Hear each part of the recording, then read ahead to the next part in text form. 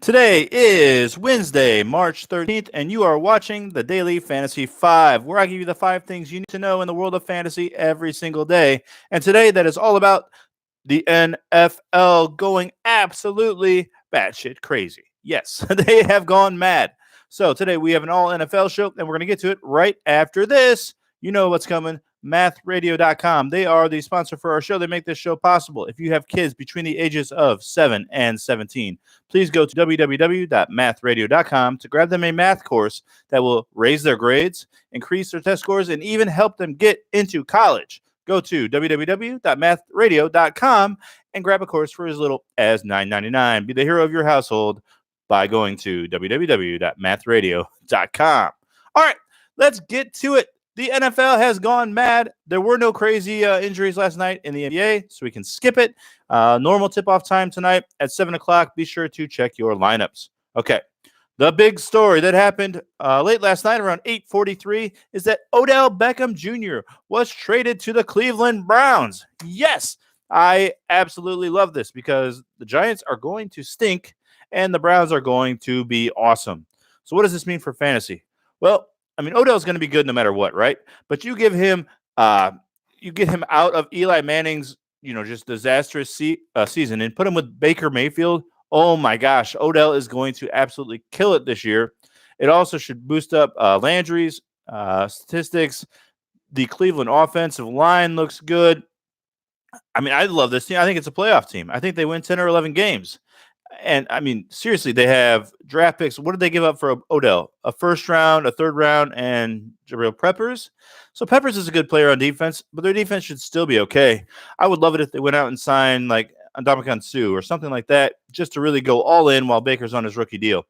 Not that that matters so much for fantasy, but I mean, I think Baker could be a top 10 QB now this year. Seriously, top 10 for Baker Mayfield because, I mean, think about it. Brady's probably out of the top 10. Phillip Rivers might be out. Ben Roethlisberger might be out. Baker Mayfield might be a top 10 quarterback this season. It's totally possible. I'll have to do some more research and think about it, but he could be a top 10 quarterback because, I mean, look at the weapons he has and the time he's going to have to throw the ball, and he's got a decent running backs too. So he's got all the weapons he could possibly need. So I love this for Odell. I love it for Baker Mayfield. I love it for the Browns. Hate it for the for the Giants. They're going to be awful. Anyway, so that's story number one. Big news in the NFL. Story number two. This one just blows my mind. Le'Veon Bell has signed with the New York Jets. What are the New York teams doing? Now, okay, you say, all right, they signed him. What'd they give him? Like 2 years, $20 million because there's really no market for running backs right now? Nope, wrong. They gave him 4 years, $54 million. It's just crazy, right? Guaranteed of $35 million for Le'Veon Bell and a maximum with incentives of $61 million. Oh, my goodness. I'm sorry, Jet fans. What are you going to do? It just doesn't make any sense. You can't pay your running back, what is that, $14 million a season? It's just nuts. You just can't do it and win in the NFL in the salary cap league. It's just crazy. Will Le'Veon have a good year? I mean, I don't know. The Jets don't have much else, so they're going to give him the ball. They paid him all this money, right? Why not give him the ball like 300, 400, 500 times this year?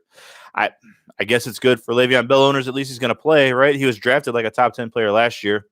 Would he be in my top 10 this year? No way. No way. I'm not going to be the one that drafts Le'Veon Bell. I'll tell you that much right now. Okay, let's move on from the New York teams. Let's get out of here. And we're going to go to some more dumb stuff. We're going to Jacksonville in my home state for the Jacksonville Jaguars signing Nick Foles. So we've talked about Nick Foles before and talked about landing spots for him and how he just isn't that great of a quarterback. Okay, his fantasy numbers during the regular season are never anything great. He signed for like $80 million. Where is this money? Oh my God. So the Jaguars are paying him $80 million, $50 million guaranteed. So he's going to be the starter there for a while. So, I mean, you don't have to worry about him losing his job to someone when they're paying him $50 million guaranteed. But do you really want Nick Foles as your starting quarterback? Is going to be a top 10 quarterback, top 12 quarterback? I mean, I don't think so. I don't think he's going to be a top 20 quarterback. I tell you this, I'd much rather have Baker Mayfield than Nick Foles, and that's for sure, right? I mean, Nick Foles has some kind of magic in the playoffs. That's great. You know what? Playoffs aren't a part of fantasy football. So, I don't know. I'm not having Nick Foles on my team either. I think he's outside the top 20.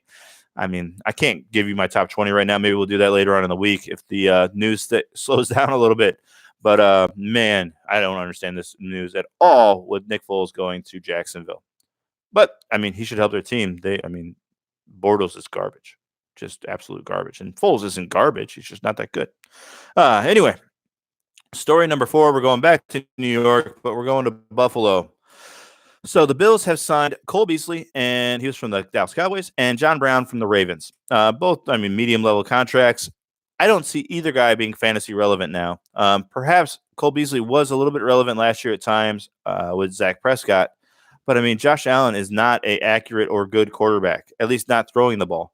Now, he does get a lot of fantasy value by running the football. I know I started him a couple times last week in daily fantasy because he simply gets you, 6 or 7 points just by rushing the football.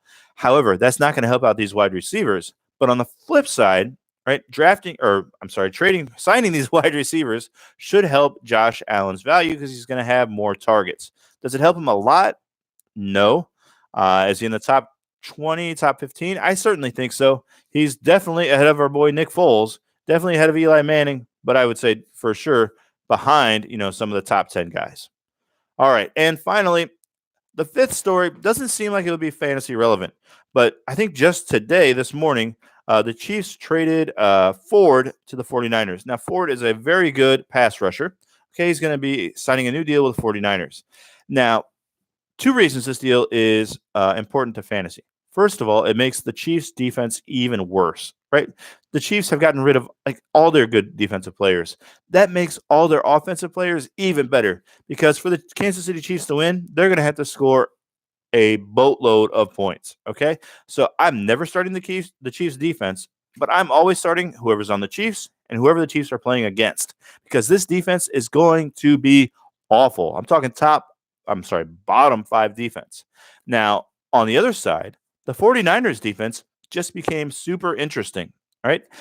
What they've really needed on defense for the past 2-3 years has been a pass rusher, and they just got it with Dee Ford.